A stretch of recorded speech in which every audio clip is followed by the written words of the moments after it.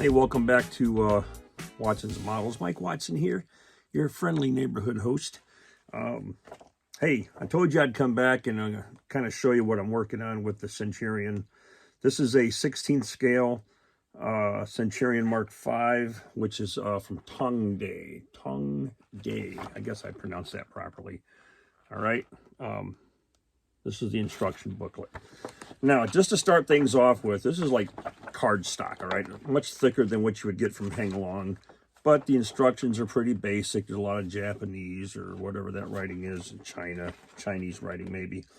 But what's going on here is the parts listing is in when you start the construction of the vehicle, right? You go into the next page, and it's referencing numbers of parts. But you gotta flip back to this page because the part sprues are not numbered or lettered. So there's a little back and forth going on when you're messing with that, so just be aware of it. But so far, I mean, almost every one of these parts that I'm putting on here need to be glued on because the fit is extremely loose on a lot of parts. So you can't just snap it on there like you can with a hang-along.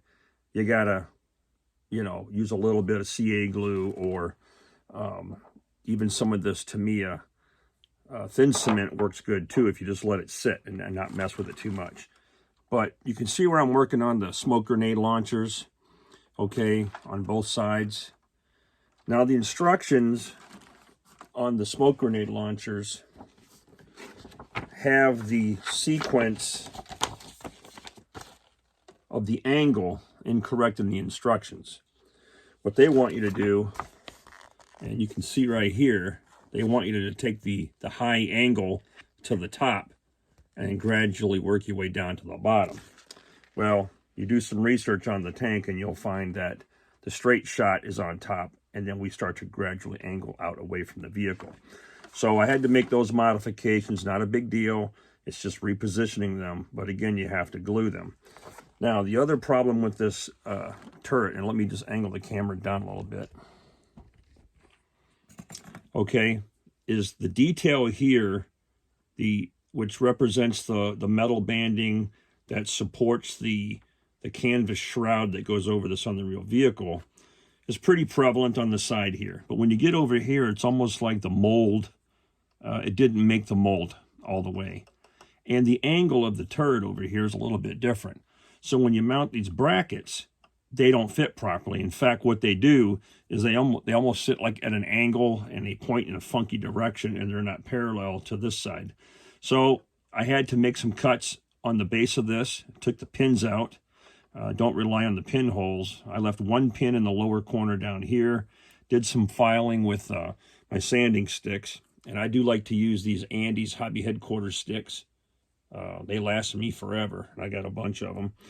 But using 240 and then a 600, whatever, getting this angled properly and then mounted with CA glue. Now, it wants to flex, so you're best just to hold it into place, drop you some thin CA glue, and then give it a shot with Instacure, and you can probably let it go and you'll be fine. So just as we're talking here, I knocked something off this vehicle, which is it's a good demonstration of why stuff doesn't stay on. But let me find the part. Hang on a minute. All right, I'm back. I found it. It was the cable reel that mounts back here, and there's just a little nub back here to hold that in place. I'm assuming that's for cable. If it is, I'm going to get some cable and wrap it in there and clean that up. But we'll get that mounted probably after I repaint the vehicle. So, but operationally,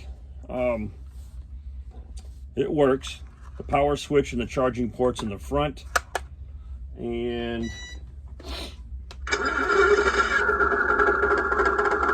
got a pretty decent scale sound. Headlights.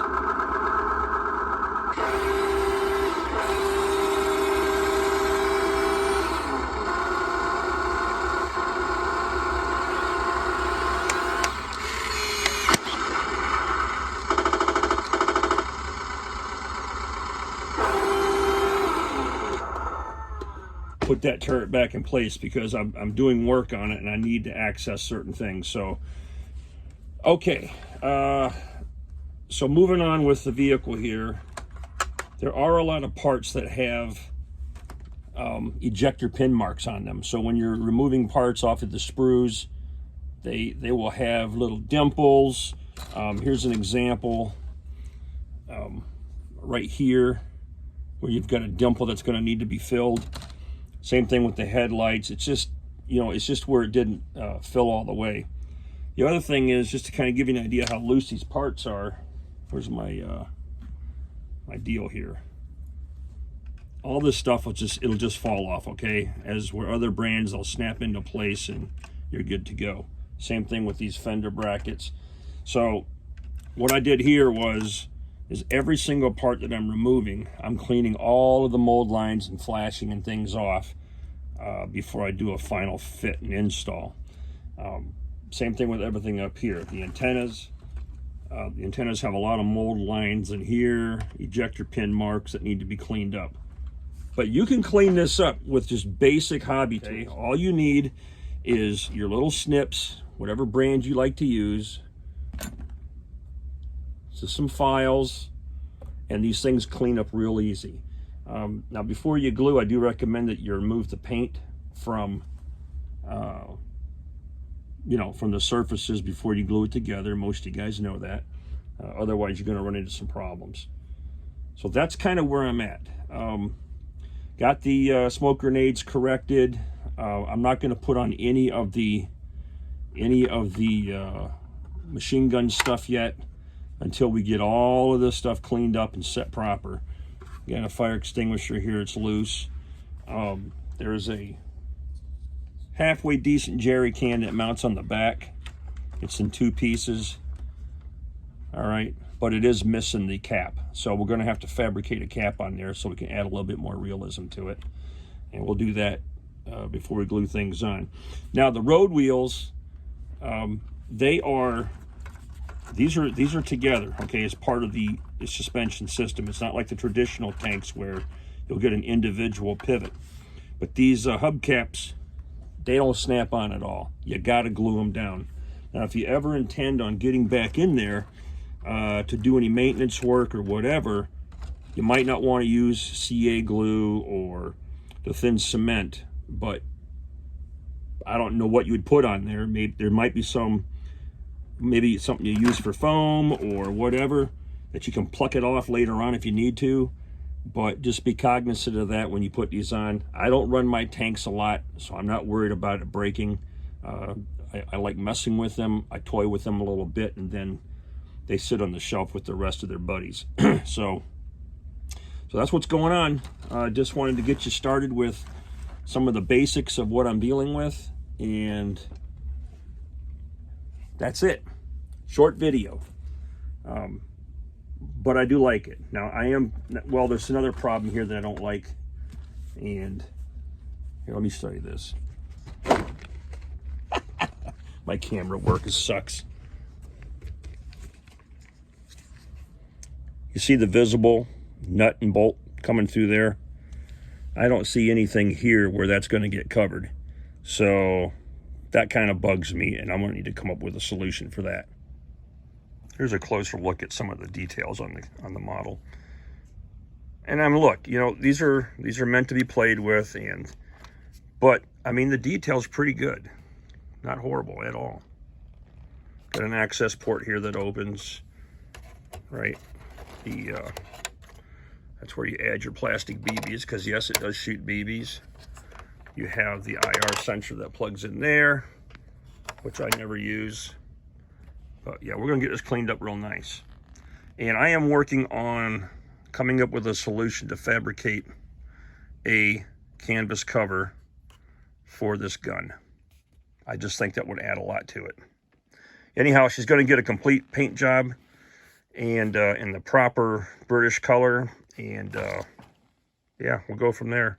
Stay tuned as we make progress. One other thing I forgot to mention, when I got the model, it was packed really good, but there was no gun. and there was just a nub sticking out of here. And I thought, oh, okay, well, I don't know what the plan is for that. I just went and grabbed it, and that whole thing pulled out, so it wasn't secure. So we do have some CA glue on there holding that in place. The gun tube, you know, the shroud is translucent, so when you fire the weapon, this whole thing glows. But we're going to get this painted up and keep the end clear. I'm even going to drill a hole in here, and hopefully we'll get some light shining through that. Yep. And the other thing that's be aware of are these lifting hooks. The directions, they're a little bit confusing. And what I did is I accidentally put the corner pocket of this part of the deal inside the slot, and then it was raised above this. This needs to be as flush as possible with the top of the turret all the way around, okay? And you have 4 of those. All right, and there's one there. And we'll put some welds in here just to kind of clean that up and make it look like they're welded on.